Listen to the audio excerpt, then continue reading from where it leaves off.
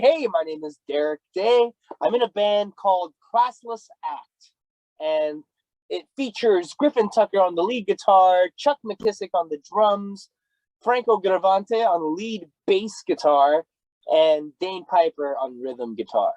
Beautiful, mate. Thanks for joining us again today, Derek. It's a pleasure to speak with you. Yeah, it's a pleasure. The pleasure's all mine. Thanks for making some time. No worries at all, man. So, Classless Act will release the album Welcome to the Acoustic Show on December 16th, which is a collection of unplugged and acoustic songs from your debut album, Welcome to the Show. So, that came out back in July, mate. So, you've already released the tracks over a succession of single releases. So, how's the reception been? Pretty good, actually. I mean, so much so that we've decided to play it on our tour, play some of these on tour acoustically. People dig it, they're sharing it. They're like, oh, cool. And really, most of all, we're quite happy with it too. I mean, it's very raw. It's very just like whatever one take, and we released it, and that was it. So we're kind of just like experimenting. Yeah, cool. So which one out of them all is your personal favorite to play acoustic, man? It used to be All That We Are, because it surprised me that it still had the groove. But now it's Storm Before the Calm. That one seems to, because we also when we do it live, we add a little bit like a piano in there too. So yeah, no, it's just that one has such a story to tell, and it's cool to break it down to really sing the lyrics. Yeah, cool. And it's an interesting but great idea, mate, like to release the songs acoustically 6 months after the album. Like, was that always the plan, or was it sort of more opportunity? Oh, super spontaneous. Yeah. We just came home from tour, and we are like, let's just do something fun. We just want to tell a story, the same story, a different way kind of thing. And, we didn't have much money, but we really wanted to do it at Sunset Sound in LA. So we're just like, let's just do it. La la. It was really just out of nowhere. Yeah, wow. And look, did you think it might actually attract new people to music, or is it more for existing fans? Both. Absolutely both. I mean, the fan, I don't know, I'm hoping that it'll give everyone, new fans and older fans, just an insight on what we can do, because it is really just raw playing and singing, and going into a studio with all those tracks, and everyone can fix things. We're hoping people see that we can try to fix things in the moment of kind of thing. Yeah, right. Yeah, cool. So personally, man, what do you get out of playing these songs acoustically that you might not play in the original versions? What do I get out of it, man? I don't know. So many things. My favorite thing again is the dynamic shift. Everything gets a little quieter, so I'm forced to sing a little differently, and it's just a cool way. I get to really kind of hone in on a feeling or on the meaning of the song. So it's just the whole. I really get off on the dynamics of it. Mm-hmm. The last time we spoke, man, you were only a couple of shows into the stadium tour with Motley, Crue, and Def Leppard, and even at that early stage, man, you looked like you were having a ball. So how did the rest of the shows go? Amazing. I was having a ball the whole time there. I mean, every moment was really mind blowing. Toward the end, though, I was like, it was work, but in a great way. This is going to the office. It feels right. It felt like home. So it was just really honoring and humbling at the same time, and just kind of more gave me a lot of energy toward the end there to be like, all right, let's keep this up. Let's keep doing it. Yeah. Is there there'd be plenty of highlights from it, mate, but is there any that stood out more than the others? Oh man, yeah, that's tough. I mean, sometimes we play so early, but sometimes if it rains or something in certain tropical areas, they push the showtime a little later, and that means more people get in. So I believe it was the third or fourth show in Orlando, Florida. There was twice as many people than we usually would have. So it was a half full stadium. We're like, whoa, that was a big, that was a huge surprise and fun time. I actually had a great time in Pennsylvania when it rained so hard in the middle of our set. It was raining sideways, but we're playing music in the rain. That always sticks in my memory. And there's a moment where we went to the Horseshoe Tavern, legendary, out in Toronto, It was just like our own headlining show. We just like, that was a really great room, had a good vibe. That was so fun. So, and also just meeting the boys of every band, and the girls, just meeting them, like meeting Joan and meeting all these people, like they're just so cool, so it's cool to hang out, talk to them at catering and stuff. Yeah. But as a musician, man, like what sorts of things do you take out of a tour like that? Well, I've learned two very important lessons, and that's just kindness, like super legit, authentic kindness, mixed with super legit, like impeccable professionalism.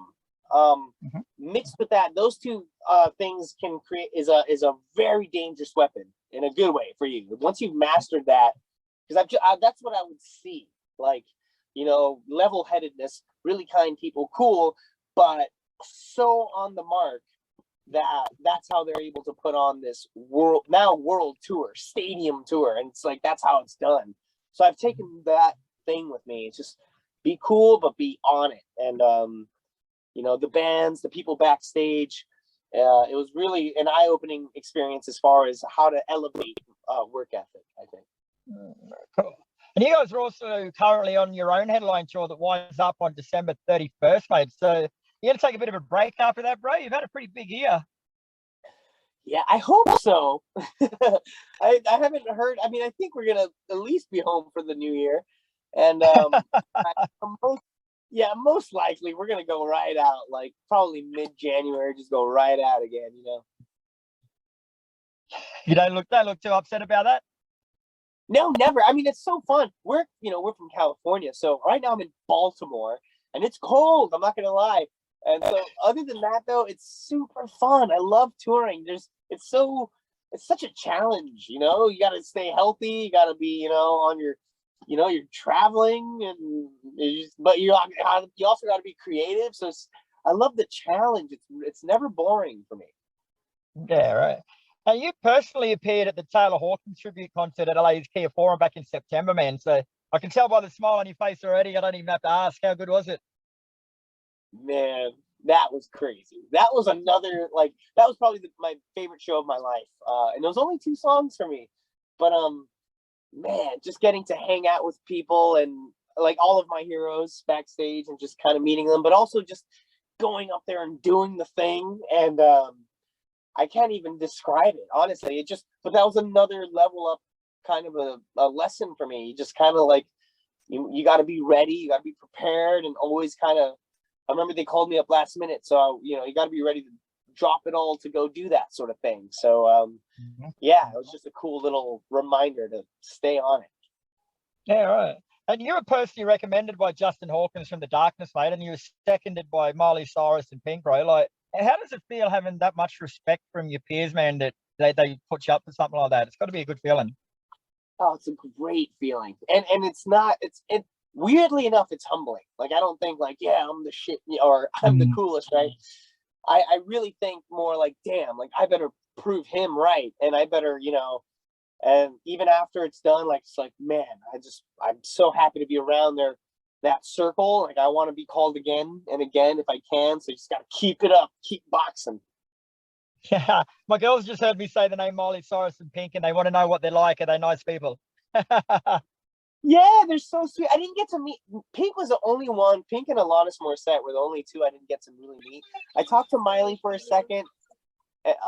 Miley Cyrus is so sweet. She's like super funny. She's really loose and just having fun. She was like she was signing a drum head for charity backstage, and she's like, "Oh, look at my signature. It looks so terrible. It's supposed to be a smiley face, but it just doesn't look good. What do you think?" And I'm like, "No, it looks great. Don't worry about it." She's like, "Oh, you're nice, whatever." And she's like, so. And also, man, last time we spoke, you hinted at an Australian tour, which would have been around this time of the year, but I haven't seen you over here yet. What happened there? I don't know. We had like 10 dates lined up, and just something fell through with the promoter. So we're really looking forward to it. In mid-November, we're going to go out, and but something fell through with the promoter. You got to ask management. We're dying to go to Australia. We have friends over there. We have a lot of like just good people. We know good people there. So we're just like, oh, we know they love rock and roll too. Yeah. Have you got like anything in the talks for next year? Oh, absolutely. Yeah, yeah. Like nothing's like specific or set in stone, but we're trying to map around going overseas and abroad. We don't know exactly when, but just we gotta. We're trying to make it a thing to go. Hell yeah, man. And finally, bro, like have you started developing ideas for your follow-up album yet? Because that first one was so damn good. Oh, but yeah, we really want to push this album, but everyone in the band, like I assure you, during tour, we're all writing songs, and we're all like, it's not competitive or anything, but I could see everyone's brain working, and we're all just like on our notebooks and like, doing our own thing, kind of, but also doing it together, and like, yeah, we got some demos already recorded. We got stuff recorded, but no plan for a second album just yet. Just because we love this first one so much, we really want Yeah. to push it. Sweet. But when it does come time to that, bro, like when you wrote your first one, like he's a relatively unknown band, but since then he's done so much. Like how do you think your experiences, I guess, over the last couple of years are going to shape the next album? Man, oh, I think it's gonna really, I think it's gonna be pretty elevated. I have high hopes for it because, um, playing these songs so many times over and over again and looking at reactions and feeling and hearing feedback straight from the audience member, like after the show, sometimes we go hang out with fans and stuff. We hear like what certain songs stick out to them most and like what their favorite ones. There's usually a common thing. There's also just like, listening back on the record many months after recording it, we're like, yeah, okay, cool. I like that one. I like that one. Maybe I like that one more than that one, but we love them all like our children. But like now I feel like we're all writing with a target in mind. We kind of write like Yeah. we have a very specific, our vision is getting tight now. Now we're like, oh, I want to do this. Beautiful. All right, Jared. Well, thanks for talking to us, mate. It's been a pleasure again. Welcome to the Acoustic Show. Is out December 16, and good music, man. Like it's great to hear, like you say, the dynamics, like from one full on one to hearing the same songs acoustically, bro. And you nail both of them, man. So well done. We can't wait to see you over here next year. Thanks so much. Thanks for having me. And I hope to talk soon. For sure, my brother. You take care. Have a Merry Christmas and stuff, bro. We'll catch you on the flip side. Thanks. You too. See ya. See you, bro.